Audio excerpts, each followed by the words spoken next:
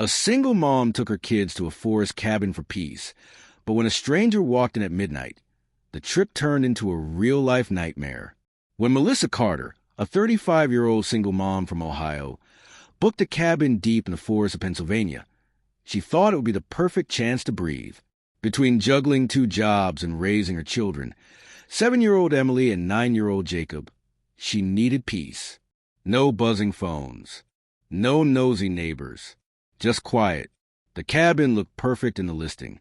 A rustic wooden home with a front porch swing, surrounded by towering pines, tucked away from everything. The host, Robert, was highly rated. His profile said he was hands-off but nearby if needed. That sounded ideal to Melissa. The long gravel driveway crunched under her tires as she pulled up. Emily pressed her face against the window, whispering, "It looks like a fairy tale house."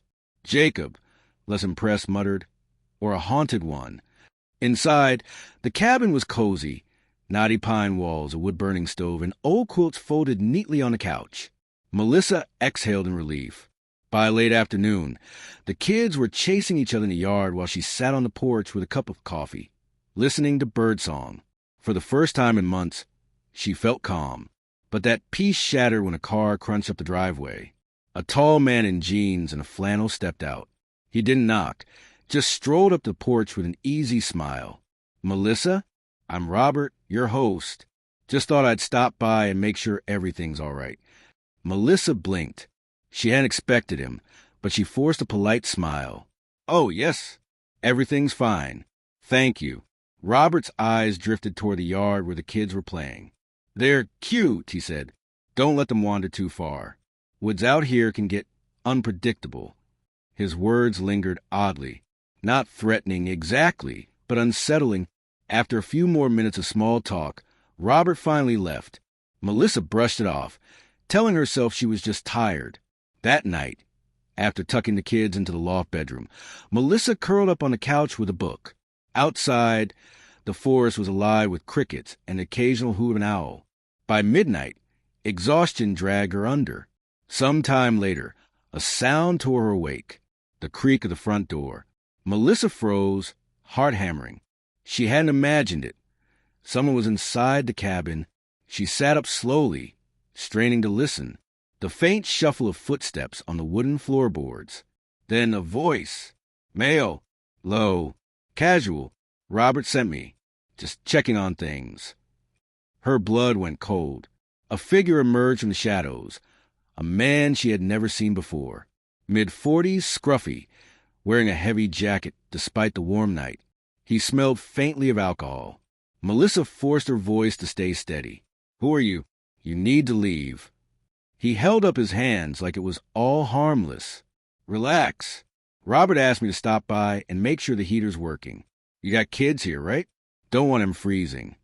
Every nerve in Melissa's body screamed lie. The heater was fine. And who checks a heater at 1 a.m?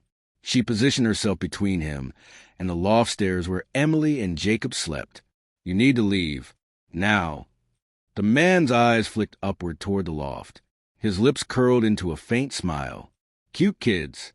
Boy and a girl, huh?" Melissa's stomach turned. Panic surged through her veins, but she stood her ground. "Get out!" Her voice shook, but her glare was steel. For a moment, the man just looked at her, like he was weighing something. Then he chuckled softly. "Fine. Didn't mean to scare you." He backed toward the door. Tell Robert the first came by. He slipped out into the night, the door clicking shut behind him. Melissa locked it instantly, then pushed the old wooden dresser in front for good measure. Her hands trembled so badly she could barely grip her phone. No signal. She sank onto the couch, clutching a kitchen knife, eyes never leaving the door. Every creak of the cabin and every rustle outside made her heart race. She didn't sleep a second. At first light, Melissa packed the car in a frenzy. The kids whined, confused by the rush, but she didn't care. She just needed to get them out. As she pulled onto gravel road, she glanced back at the cabin. In the pale dawn, it looked innocent again, but she knew better. Back home, safe in her apartment, she filed a report with the rental platform. A week later, she got a message. Robert's listing had been removed. Turns out, this wasn't the first time he'd allowed helpers or friends to enter his properties without notifying guests.